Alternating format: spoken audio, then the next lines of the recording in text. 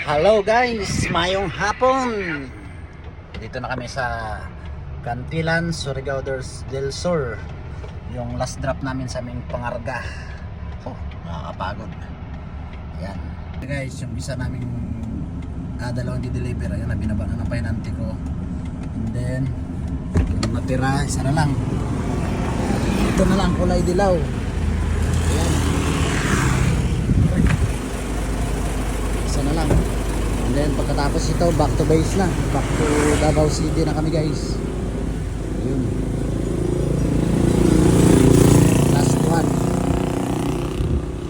Ayan. Ito kami sa Cantilan. Last drop na guys.